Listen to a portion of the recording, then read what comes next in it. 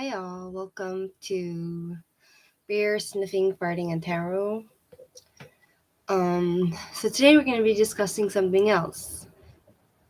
I looked up online and there's not a lot of people cover this story, so I thought it would be interesting for us to talk about. Basically we're going to be talking about Ron Rudin, who he was and what happened to him, and his wife. Hi Gloria, welcome. How are you? And so Ron Rudin's wife, his fifth wife actually, she was convicted of his killing and put away for 20 years.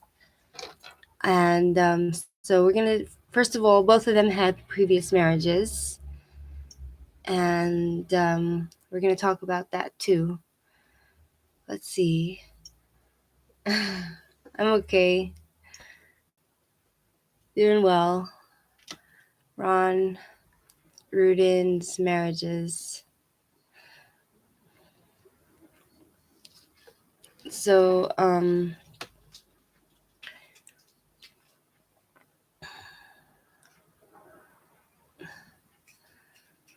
right. So, okay, we're going to start from the beginning. First of all, who was Margaret Rudin's ex-husbands? First, we'll start with who was Margaret Rudin. And then we're going to talk about Ron Rudin. There's not so much on Ron Rudin's early childhood life, but there is on his wife's. Hi there, Redbeard. Welcome. We're going to be talking about Ron Rudin. So, what happened to Ron Rudin? Ron Rudin was brutally murdered, and his body was found. It was not found until years later when a fisherman stumbled across his charred remains. His wife, Margaret Rudin, was convicted of murder and served 20 years in prison. She became known as a Black Widow. His full name was Ronald Julian Rudin. The couple had been married for 7 years when Ron Rudin was shot in the back of the head with his own gun. Both Margaret and Ron had been married 4 times before their wedding. Margaret went on the run when the murder weapon was found in 1996, and she was indicted in 1997. Authorities also said Margaret Rudin tapped her husband's phone, suspected he was having an affair, and now she's out of prison, and she's 77, and she continues to say that she's innocent. There's like a new episode called 5 Weddings and a Murder. They aired it like a year ago. So, Ron Rudin's body was found 45 minutes away from Las Vegas. 45 miles away from Las Vegas, and near the shoreline of the Colorado River reservoir. Fishermen stumbled upon his remains, which included a skull and some charred bones, a decorative bracelet which said Ron in jewels, so they knew it was him. It was also found in the area. Prosecutors said at the Black Widow trial, Rudin was shot in the head as he slept. They said his body was taken away in a truck, burned and dumped in the desert, according to the Associated Press. The police determined that Rudin was shot multiple times with a .22 caliber gun with a silencer. It was Ron's own gun and was used to kill him. He had reported the gun missing just 1 year after he and Margaret were married. In addition to burning the body, Las Vegas police and an autopsy determined he had been decapitated, and according to the Las Vegas Sun. Police believe Rudin was after her husband's property, which had an estimated $11 million worth. Police alleged Rudin shot her husband in their bed. Okay, so now we're gonna go and talk about Margaret Rudin's previous marriages, and we'll see what it says. Okay.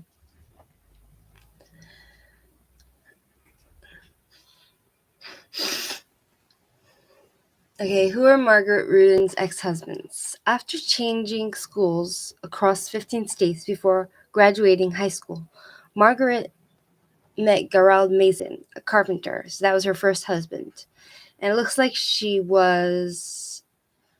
didn't have a very stable childhood because they kept moving, and she was enrolled in like 20 schools across everywhere.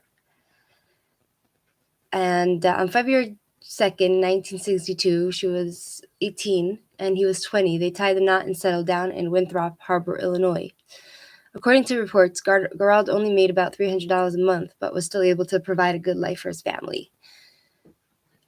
In 1964, the couple welcomed their first child into this world, a son, Michael, followed by their daughter, Christina. A few years later, however, after about a decade together, Margaret filed for divorce. In 1973 final filings, Margaret claimed that Gerald was emotionally abusive and reportedly demanded the couple's 1969 Ford vehicle and $160 per month as child support alimony for settlement. I guess in those days that was much more money than it is today. It seems like all this was granted to her. Margaret remarried soon after, but little is known about this particular relationship.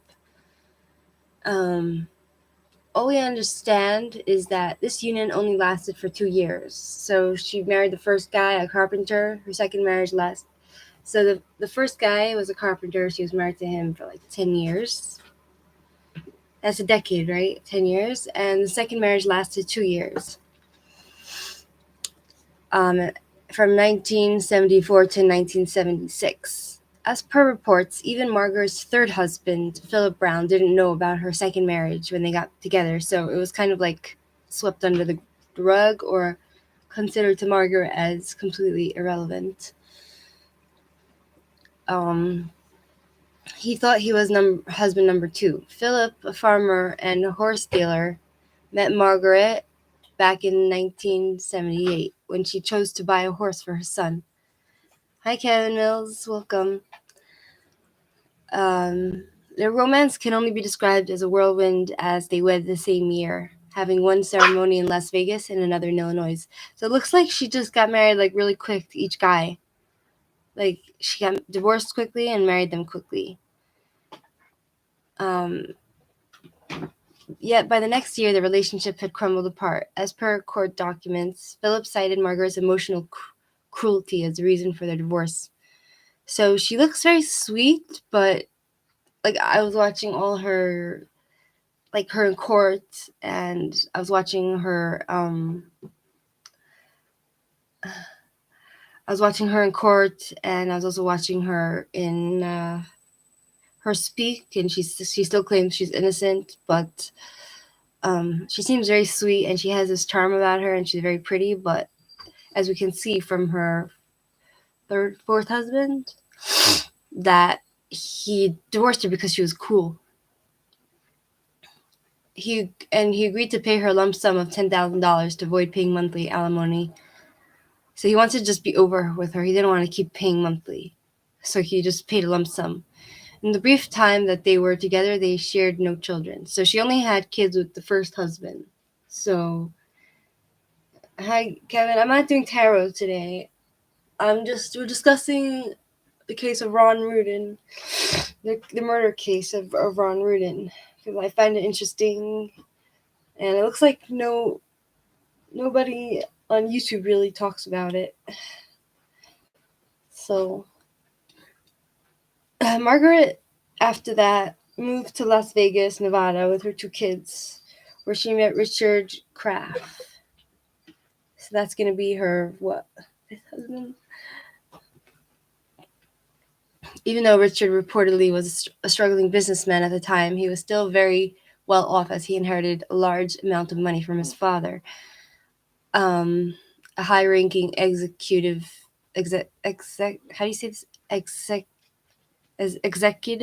officer at the Ford Motor Company. Before they married, Richard made Margaret sign a prenuptial agreement. So when they divorced in 1987, she didn't receive anything but the $32,000 that she had apparently requested. Abuse from Richard was again an alleged factor in their divorce. When both of Margaret's children had grown up and left home, she met Ronald Rudin. So she's like divorced how many times? 5 times? And she got married quick and ended it quick. And these husbands, they both made allegations against each other. Like she made allegations against him, they made allegations against her. But I feel like I kind of trust the third husband. The reason why he divorced her was for like cruelty, emotional cruelty.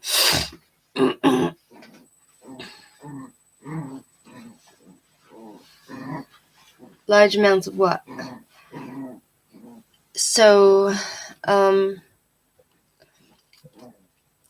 so when both Margaret's kids were older and left home, she met Ronald Rudin at the First Church of Religious Science. They tied the knot on September 11. Wow, that's a lucky day, isn't it? 1987, and remained married for over 7 years until Ronald disappeared. Okay, so now that we have a history of Margaret's life and her 100 marriages. Hi, Dorothy. We can continue on to what people said about Ronald Rudin. We're gonna this is just we're gonna be learning the background of Ronald Rudin's life.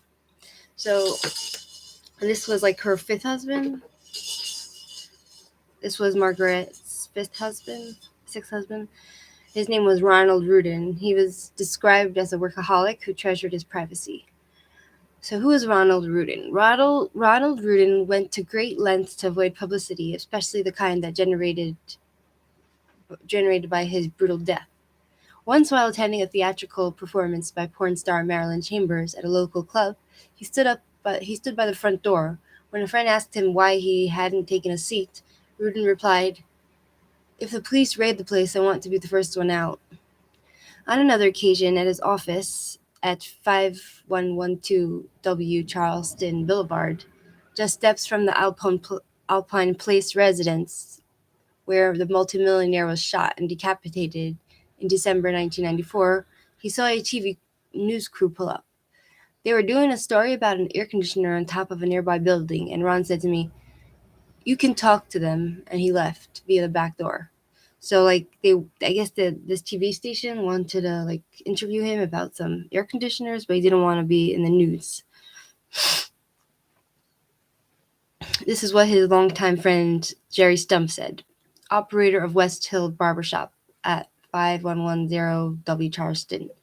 Rudin was also his landlord, so they were good friends. Ron wanted no part of that media coverage. He treasured his privacy, yet he also had an eye for the ladies. I would say that Ron Rudin was a loner who didn't want to be home, who didn't want to be alone. So, married 5 times, Ronald J. Rudin's 3rd wife committed suicide. So he was also married 5 times. Hold on, let me get a drink and we could continue.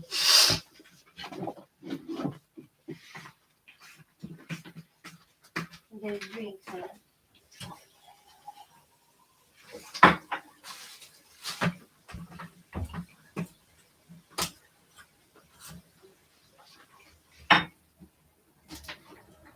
Oh, man.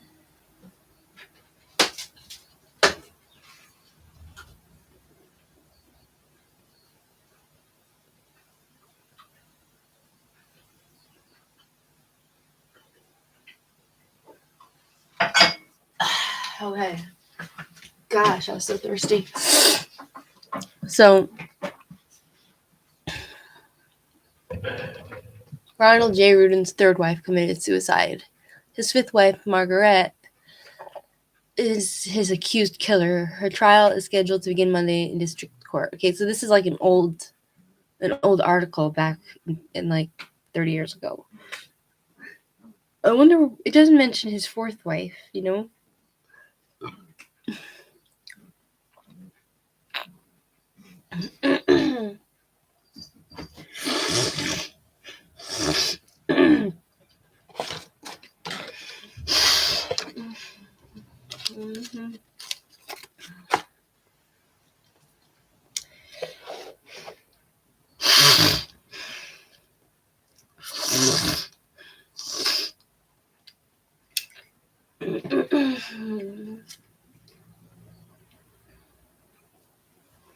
Hmm.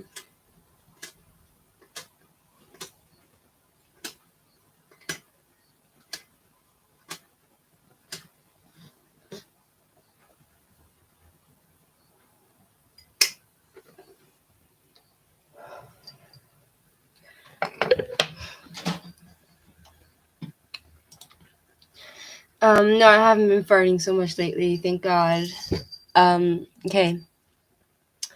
So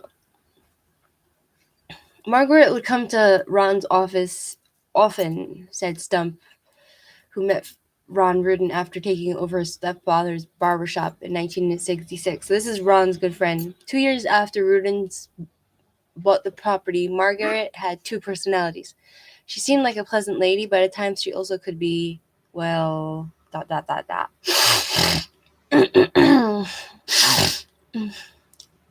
Imagine having a name like Stump. His name is Stump.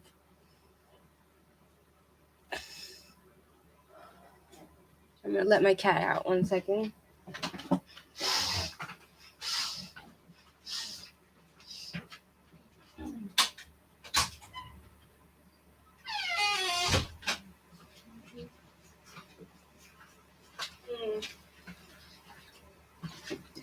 Imagine having a name like Stump.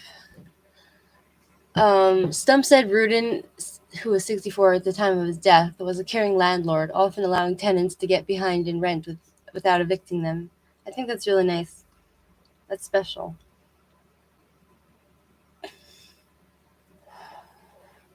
One chiropractor in this building owed Ron about a year and a half's rent, and Ron didn't evict him because he would do everything he could to keep the people in their businesses, Stump said. So he was a good guy.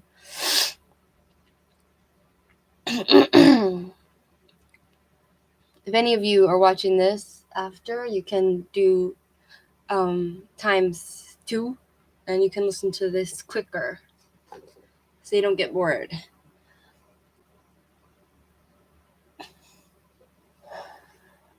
Ironically, according to the testimony before Clark County grand jury, Margaret was unhappy that her husband insisted she pay rent for an antique shop that she opened in the same complex as his reality office. That's hurtful. You know, like you expect your husband or your lover to treat you like family and not make you, especially your wife, not make you to pay. I guess he had his reason for it. It could be like a power thing, you know? Like it could be he was nice with other people but when it came to his like personal life, his private life with his like family, it was much harder. It was much more complicated than just anything else.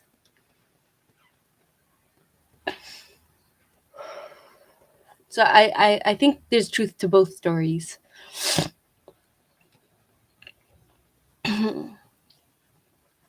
Longtime realtor Jesse Emmett, now retired, who conducted many business deals with Rudin, including the sale of Federal Housing Administration rehabilitated properties, remembered Rudin as being professional in his dealings. He was a reputable salesman as far as I knew. I have nothing negative to say about Ron. So people liked him, you know, like if people like you and you make peace with other people, then it says good on your character, you know what I mean? To keep the peace.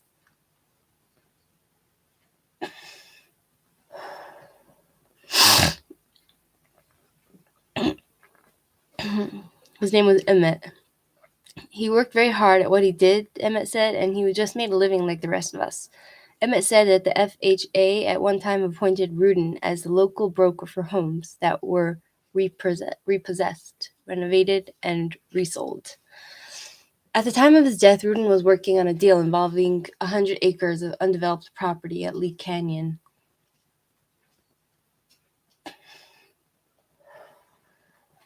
Friends described Rudin as a workaholic.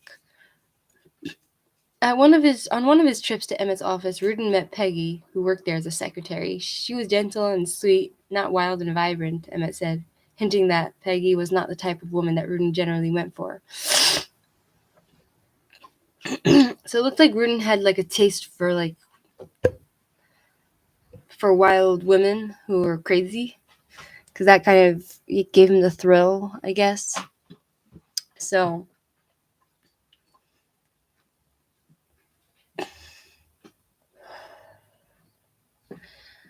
um still he got married. Peggy was, I guess, was his third wife. She was a nice girl and he married her. Peggy shot herself in the head with a high caliber handgun on December 20. Hi, Alder Souza. It's nice to see you come back.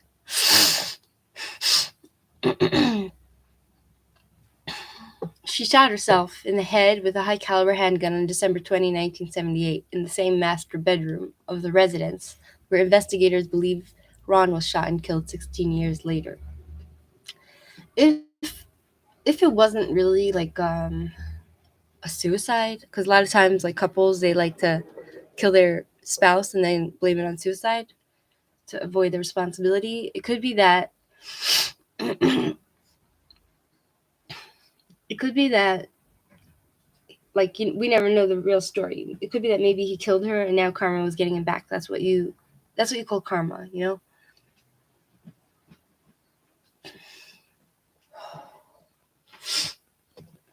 It looks like he really loved his wife, Peggy, because friends say that it took a major toll on Rudin in her death. Peggy, I believe, was the woman he loved the most of all his wives, Stump said. For a year after she died, he had fresh flowers placed on her grave every week. So sad.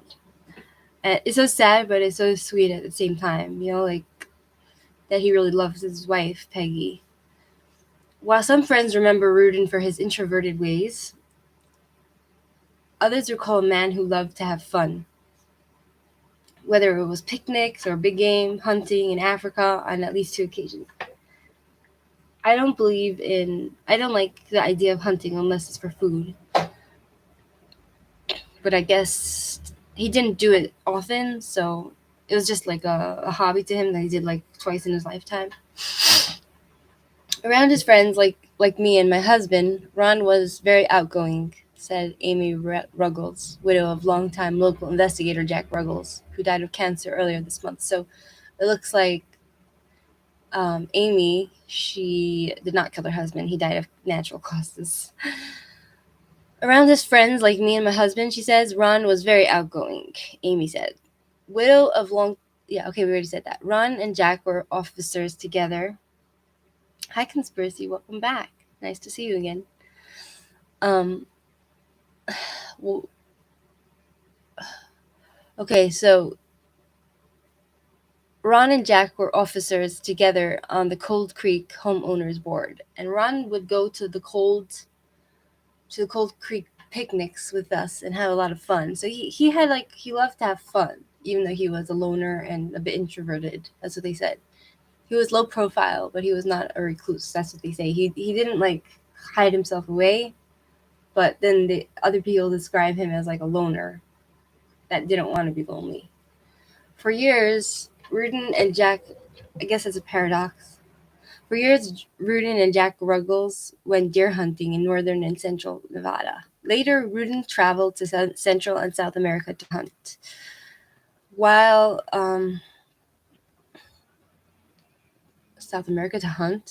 Rudin would visit Jack regularly, he did not often come with Margaret. When he did, Amy said she stayed in the car. Maybe she felt she was too good to be associated with us. So she was a bit of a snob. Like, she looks like a really nice person, but I guess there's something hiding behind that mask. It's like a mask. So she was a snob. She was just very distant. That's what they said about her, about Margaret.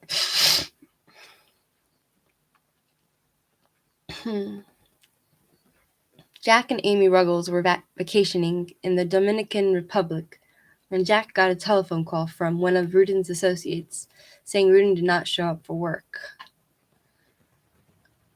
My husband hung up the phone and said he was sure Ron was dead and not necessarily murdered, but maybe from a heart attack or an auto accident. Amy Ruggles said, You see, Ron was so regular with everything he did, he would never have just not shown up for work unless something was wrong. When Ron's body was found a month later, Jack contacted the district attorney's office and offered to help investigate the killing for no charge. They never got back to him, but Jack kept his own file. on the Rudin killing and followed the case closely.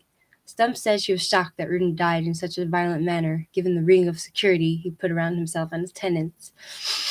He had the most sophisticated security system for this building, cameras and everything, Stump said.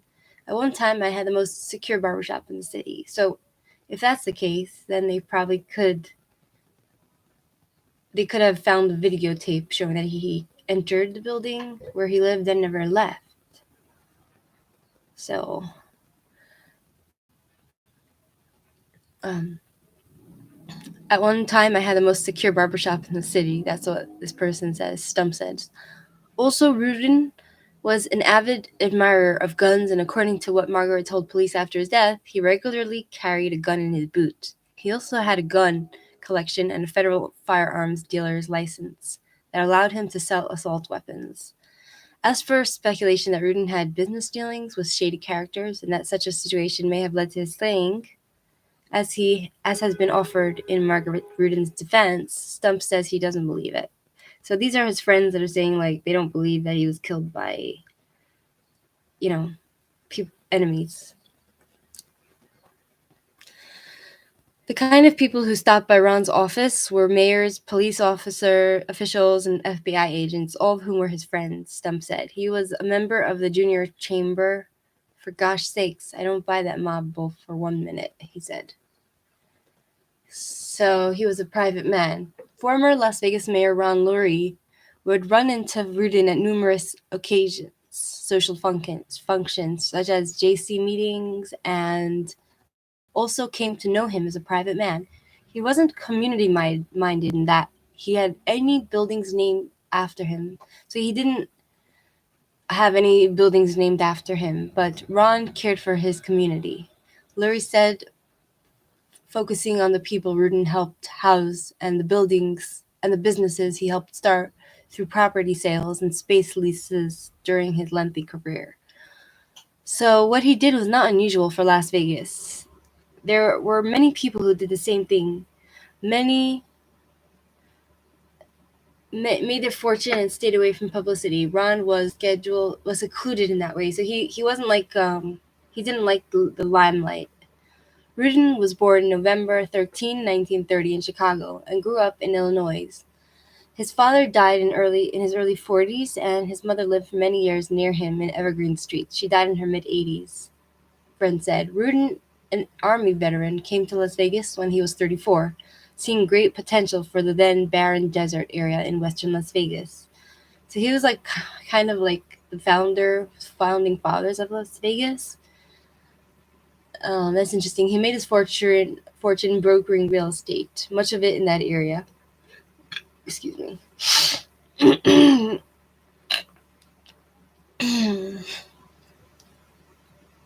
Rudin, who had an interest in Scientology, often gave friends books by the late founder of that religion, L. Ron Hubbard. I don't really like that Scientology movement, but that's another story.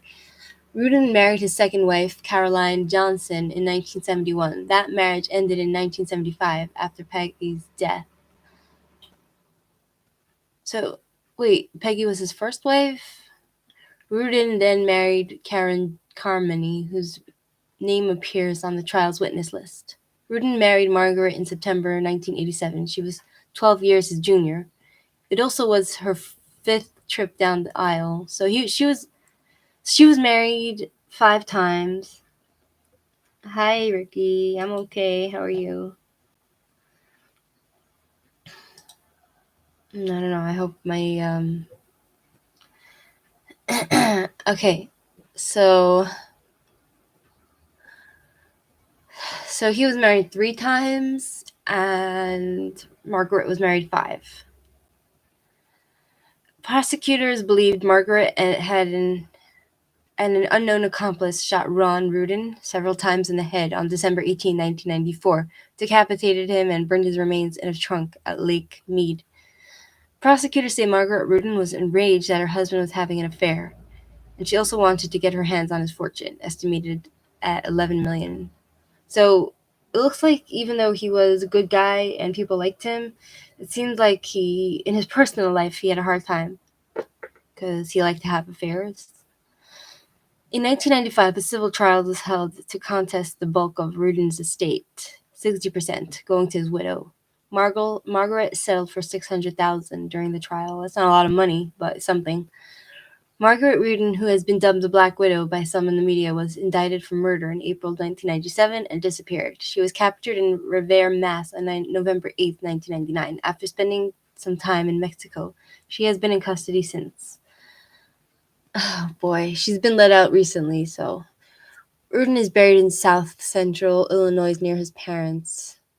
Okay, so now that we got down the story of Rudin, now we can talk about the case in detail. So Margaret Rudin is known as a murderer. She was born May 31st, 1943. She's an American woman convicted of her husband's murder. Okay, her early life, she was born in Memphis, Tennessee, one of 3 daughters. The family moved frequently, and she had lived in 15 states before graduating from high school. I'm surprised that, like, with all that moving, she still graduated. She has been married 4 times before meeting Ronald Rudin. Okay, now we can exit this and go to the real story.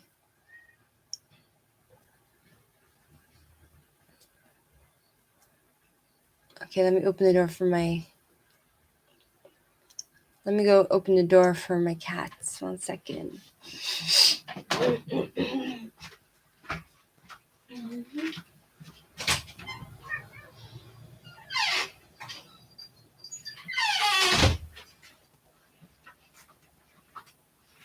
Okay. Now we're going to go get to the real story. This article is called Margaret Rudin, a Gold Digger Craps Out. Okay. The Las Vegas residential real estate developer wore garish jewelry, cheated on his wives, foreclosed on homes, and evicted tenants. He accrued so many enemies, whether avowed or suspected, and he maintained an arsenal of firearms and a pack of hunting dogs inside his house and a concrete wall and barbed wire fence outside. Of course, that doesn't mean he deserved to be shot 4 times in his sleep, because it says bid for bucks, and then thrown in a desert so that spouse number 5, Margaret Rudin, could claim her share of his $10 million to $12 million estate. On for love of money,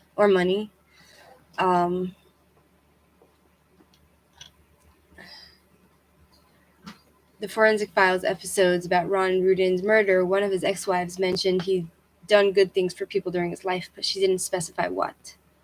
For this week, I checked around and found redeeming information about the human being behind the bling. I also did background research on the elegant and proper-looking Margaret. Okay. Ron Rudin was born an only child November 14, 1930, and grew up in Joliet, Illinois. His mother, Stella, stayed at home and enjoyed a close relationship with him, according to the book If I Die, Michael Fleeman. His father, Roy, had a high-paying job as a chemical company executive. Still, Ron didn't live a charmed life. At the age of 10, he saw Roy die of a heart attack, so his father died when he was 10. As a student, Ron tried to avoid the Korean War draft by joining the ROTC and later served in the Illinois National Guard, but the government nabbed him away. He survived overseas duty and moved to Las Vegas to make his mark on the world, so he in the end got drafted. After gaining experience as a construction worker, Ron started his own real estate business, building houses and also buying and flipping existing ones. He became a gun dealer and amassed a collection valued at $3 million. Ron shared his success with his mother, moving her to Nevada so they could spend more time together. He was close with his mama. He liked taking her out to dinner at the Las Vegas Country Club. In his off hours, he enjoyed hunting and flying airplanes. But Ron had a not her favorite pastime that wasn't so wonderful: alcohol consumption. Loyal ex-wife Carolyn Rudin, who gave interviews to multiple true crime shows, defended him, saying drunkenness didn't make him abusive, but Margaret would claim otherwise. So it looks like he had an alcohol problem, but that doesn't mean that he became abusive. And Margaret, who was his fifth wife, who was his third wife, she claims that he was abusive, but who says we can trust her because Ron's close friends said that it's just a mask. Her sweetness is just a mask. Right, Ricky? On the bright side, Ron had no interest in gambling. He stayed out of Sin City's casinos, so he's smart like that. Still, he did delight in flashing his wealth. He wore a 6-carat diamond ring and drove a perpetually spotless black Cadillac with vanity plates reading RR1. Another of the handsome olive-skinned entrepreneur's favorite accessories was a wife. 5 of them all. So he was also married 5 times, yeah? So he met the first two, Secretary Donna L. Brinkmeyer and insurance agent Caroline Holland, through his work. So to his wife he met through his work and married. His union with Donna, whom he married in 1962, barely lasted a year. He had better luck with glamorous-looking Caroline. They made it work from 1971 to 1975 and stayed friends, despite that Ron had cheated on her. So he was a cheater. Next up came a horrible tragedy. Ron's third wife, hairdresser Peggy June Rudin. Her name was Peggy June Rudin. She shot herself in the master bedroom inside Ron's fortress-like house at 5113 Alpine Place. She reportedly suffered from depression. A couple of sources refer to Peggy as Ron's one true love. Of course, it's possible that she died before he had a chance to get tired of her. That's what they say. After Peggy's death, which happened around Christmas time, Ron would always feel distressed when December rolled around, according to Vegas Black Widow, an episode of the TV series Sex, Lies, and Murder. News Squeeze Me Diacounts didn't mention the identity of Ron's fourth wife. So he was married, after Peggy, he married the fourth wife, but they don't mention it. And she was insequential compared to his fifth wife, Margaret. The pair met at the First Church of Religious Science. She was outgoing, she was vivacious, very sociable, and dressed nicely. Margaret was slender and had blue eyes. She's really a pretty woman. If you go look up Margaret, she had a fine bone face. Some YouTube viewers commented that she looked like Meryl Streep. I could see why they think she looked like Meryl. Newspaper described her as a socialite. Modest abode. The couple married in 1987 when Ron was in his late 50s. Margaret was 12 years younger and had 2 adult children. Like all of Ron's wives, Margaret lived with him in the 2-bedroom, 2-bath abode behind the 7-foot barrier.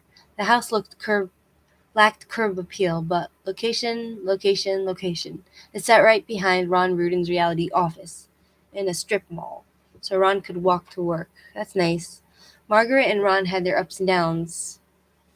Ron had charm. They loved each other passionately, but they had these very, very volatile fights. At one point in 1988, there was gunfire. Literally, a gun went off. Nobody got shot, but that's how his relationship was with Margaret. The couple split up and then reconciled. Margaret would later tell 48 Hours that Ron was charismatic and mysterious, and she wanted to make their relationship work in spite of his imbibing and his affair with a woman named Sue Lyles. So he was just having affairs. Ron cared enough about Margaret to bankroll her when she decided to open her own antique shop. He bought her a Lincoln Continental. But that didn't mean he trusted her. One of his guns, outfitted with a federally registered silencer, went missing during the first year of their marriage, and at some point he suspected Margaret of taking it. Ron reported the theft to the police. His gun business was lawful and legitimate. Ron didn't let Margaret too close to his finances. She received an allowance, so He didn't trust her. After discovering that Margaret had eavesdropped on his conversations at work, Ron removed the phone line between the house and the real estate office. She and her younger sister, Donna Cantrell, later secretly installed hidden recording devices there. Just weeks before Christmas in 1994, Ron made a disturbing discovery, according to his best buddy John Ruther. It looks like all the names are similar here. So John Ruther says he found a piece of paper in the house. Margaret is diagramming out how she's going to split up all my money. The estate with her relatives and her friends, Ruther told ABC. Nomadic upbringing. Yikes. So who exactly was the woman who Ron had taken to the altar? Margaret Frost was born in Memphis, 1942. Okay, so we already know Margaret's upbringing. Margaret describes her father as stern and fanatically religious. Eager to leave home at the age of 18, Margaret married a 20-year-old carpenter. They settled in Winthrop Harbor, Illinois, and had a son and daughter. So we already know that about her marriages. Although Margaret had snagged progressively wealthier men, she didn't score lucrative settlements in any of her divorces. Her daughter, Christina Mason, who appeared on mugshots, denied that Margaret was a gold digger. Ron's extramarital girlfriend, Sue Lyles, said her children had received threatening anonymous letter about the affair. So he was having an affair with Sue Lyles, and Sue Lyles had received threatening letters about the affair. Sue suspected Margaret sent them in hopes she would end the relationship. So it looks like Margaret wasn't... We don't know whether Margaret actually sent these letters, but who else would have sent these threatening letters to Sue? Because Sue was seeing Margaret's husband. But Margaret didn't need to worry about Ron cheating on her for much longer. He disappeared on December 18, 1994. His employees at the real estate office got worried immediately when he didn't show up for work. You know you're doing well when your employees like you because they got worried for him and they actually cared for him because he was a good guy. He actually cared for for people that he knew. Ron always got there on time. Margaret also reported him missing, but not until 2 days after he vanished. Names of the disgruntled. A week later, police located his Cadillac in the parking lot of the Crazy Horse 2, a local gentleman's club. The car's exterior was covered with mud, a worrisome sign because Ron liked to keep his autos glistening. Inside the vehicle, they found some small blood spots, too degraded for DNA testing. In those days, I guess DNA was much more like in 1990s. DNA wasn't developed as it is today. Investigators got a list of Ron's evicted tenants in case one of them had gone homicidal. Come here. Hey, honey. You want me to give you a little pet? You want me to pet you? Yeah. Come here, Raspy.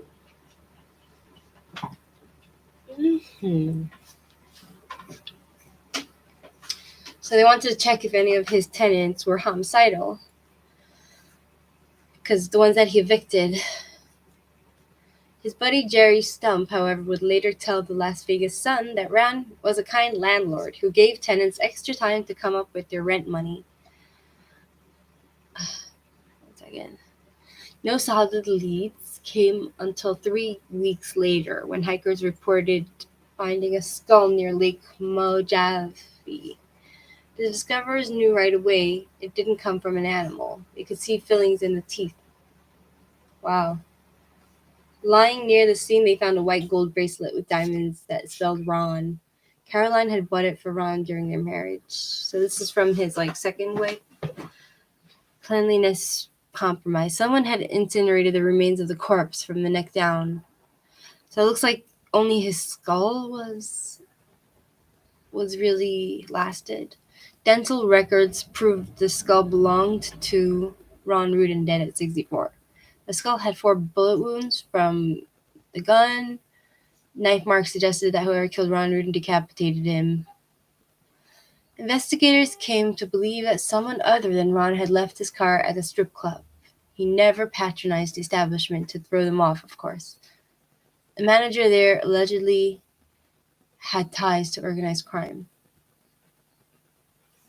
Looks like Margaret's daughter, Christina Mason, stayed loyal to her mother.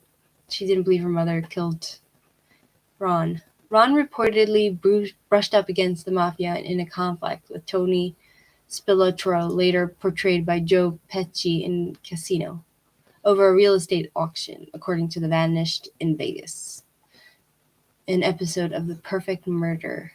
But the bedroom Margaret and Ron shared told a much more relevant story than the Crazy Horse 2.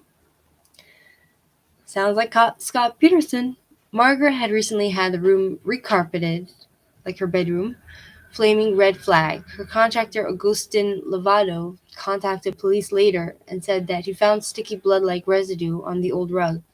The walls and ceilings lit up when detectives sprayed luminol. She suggested the blood came from Ron's sneezing during his frequent nosebleeds, or that it was left over from Peggy's long ago suicide. Police noticed Margaret refer to Ron in the past tense and started renovating the bastard bedroom into an office before anyone knew he was dead. So she spent like those 2 days that he was dead renovating the house. Suspicious, huh? But she wouldn't get much time to enjoy the remodeling job as the investigation continued to crawl along in 1995. Trustees of Ron's estate booted Margaret out of the house and seized cars and other assets in Ron's name. They cut off her checking account. In Ron's will, he stipulated that if he died by violent means, there should be an investigation into any person with financial reasons for wanting him gone, and he instructed the trustees to disinherit such an individual. Margaret, however, didn't know about those directives in the will. As far as she knew, Ron's demise would mean she'd inherit millions. So that's interesting that he thought he had to put that in his will. Okay. Discovery in the water that never happened. But after haggling with trustees, Margaret, that never happened. Basically, she never got the money. After haggling with trustees, Margaret received $500,000 to $600,000 settlement in 1996. The murder investigation continued. A scuba diver had found Ron's missing gun with its silencer in Lake Mead. Police determined the old-timey firearm. That gun looks like you have to walk 10 paces before you shot it, wrote YouTube's commenter Caitlin Young. Okay, Margaret didn't seem too worried yet, according to Las Vegas Metro Detective Phil Ramos. She once remarked that a Clark County grand jury wouldn't indict a ham sandwich. Law officers generally didn't appreciate that kind of talk, and Margaret was indicted on charges of first-degree murder, accessory to murder, and unlawful use of a listening device. So she was like checking in on her husband, and so she's being indicted for all this stuff. Detectives moved to arrest her on April 18, 1997, but she had disappeared. Despite that, America's Most Wanted aired segments asking for help finding her. Margaret remained on the run for years and had quite a fantastic voyage, thanks to her adeptness at changing her parents and making fake IDs. So she was really good at making fake IDs and changing her parents. Like she would wear wigs and stuff like that, dyeing her hair. She used the name Annie Boatwright, Susan Simons, and Lee Brown. She lived among a community of U.S. retirees in Mexico, staying in a YMCA while working in a gift shop in Phoenix, and ended up about as far away from Las Vegas in miles and culture as one can get in the U.S., Revere, Massachusetts. So it looks like she was, like, I saw the documentary and it was talking about how she would charm her way anywhere she went, and she had no trouble getting a guy to like her, even though she was older. Whatever post Ron Life Margaret hoped to attain. It probably didn't look like the drab apartment complex where police found her after tracing packages sent between her and her family members. How stupid could you get, right? She was living with the retired firefighter she met in Guadalajara. With the guy she met in Mexico, she was living with him. Self-protection. He and the rest of the buddies she acquired while on the lam couldn't believe the grandmotherly lady in the black wig was a felon. She's just too sweet, friend Carol, Rigger told the Las Vegas Review-Journal. It's not in her nature. Joseph Lundergan, another friend Margaret met in Mexico, let her stay with him briefly in Massachusetts and accept her collect calls after she went to prison. Margaret said that she concealed her identity because she feared her late husband's business associates. When you're helpless and you're totally alone, you do tend to panic, she said. Israeli connection. Prosecutors made a case that while Ron Rudin lay sleeping, Margaret shot him 3 times in the side of the head and once in the other, put his 6-foot-tall body into the missing trunk and burnt it, then left his bracelet nearby for identification. Forensic files didn't mention it, but before Ron Rudin's disappearance, Margaret had been spending a lot of time with a 40-year-old Middle Easterner named Yehuda Sharon. So this is a Jewish guy. Oh, that's so embarrassing. Like, there's some really bad people, and in every group, there's some really bad people. Police suspected that the two were having an affair and that he had helped her carry Ron. How else could the featherweight Margaret hold Ron's 222-pound body? Yehuda, a former Israeli intelligence officer, denied everything.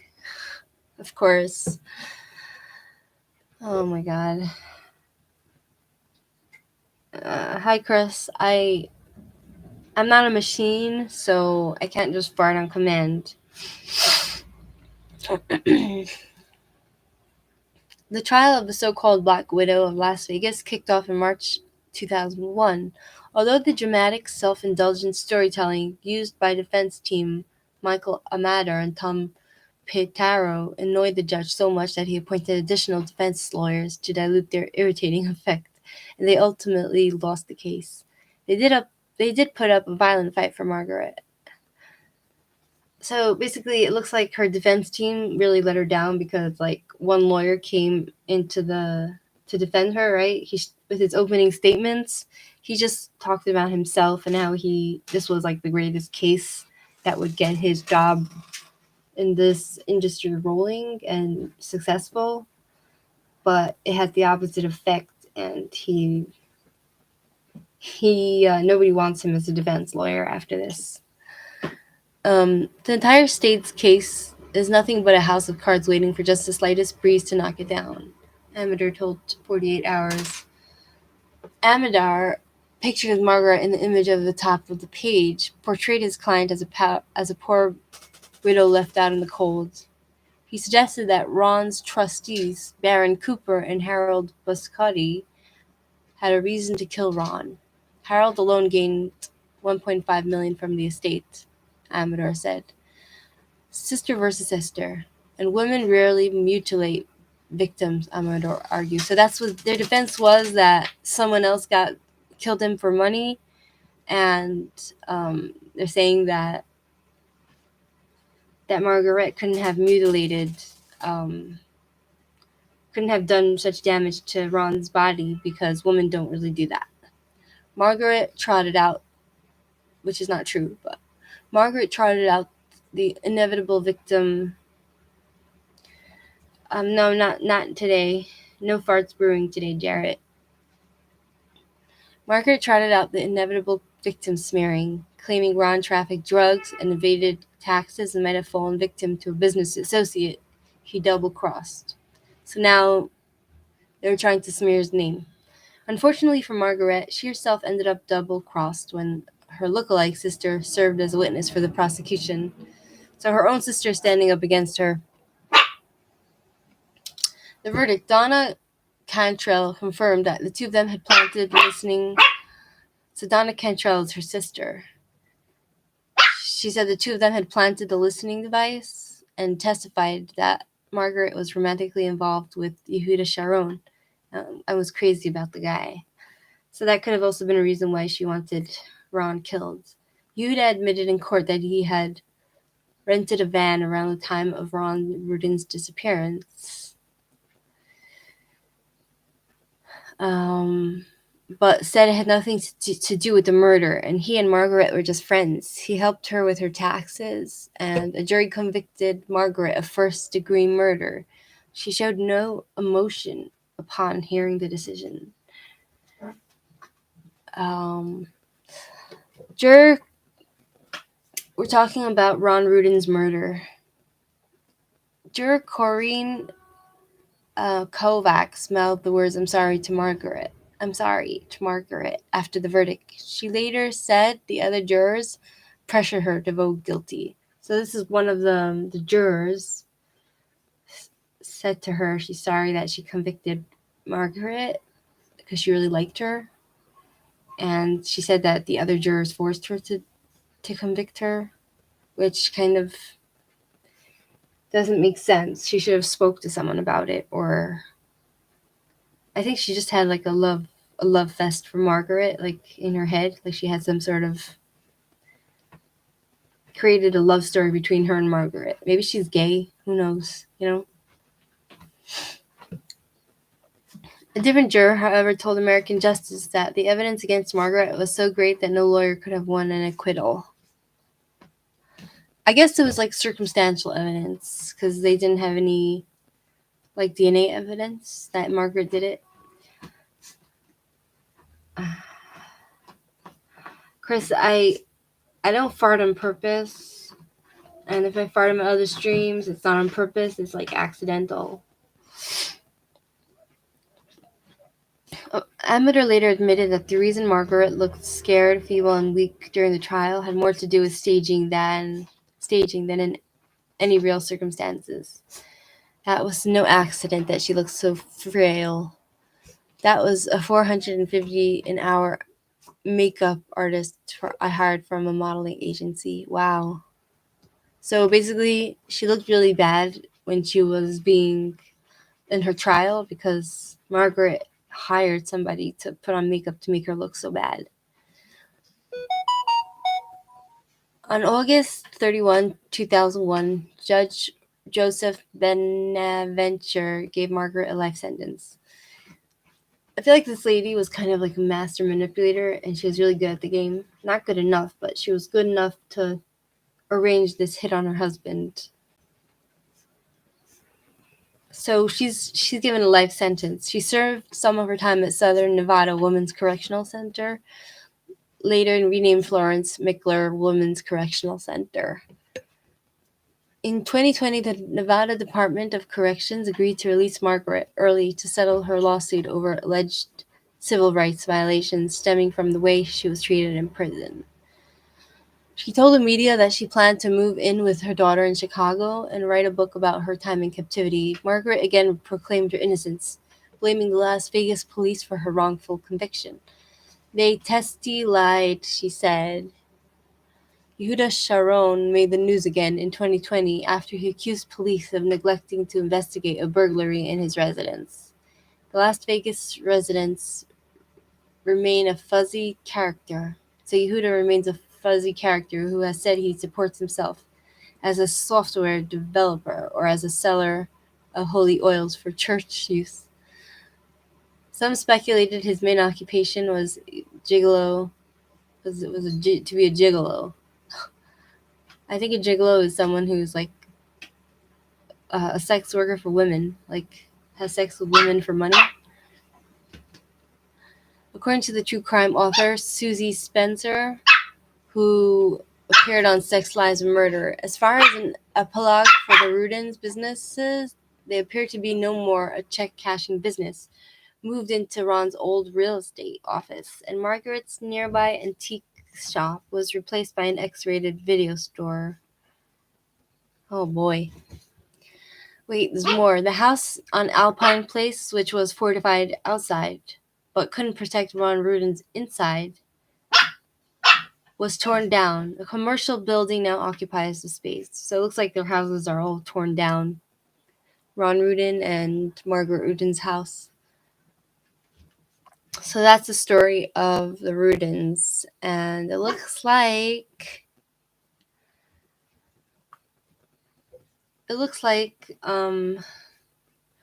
she was released after 20 years. And she was released after 20 years, and she still proclaims her innocence. Like, she's a very likable person. You know what I mean? Like, you wouldn't think that she's capable of such a thing. She's very charming, and, she has that about her, but I don't know. I think she's guilty, but she wasn't guilty beyond the reasonable doubt, according to the trial.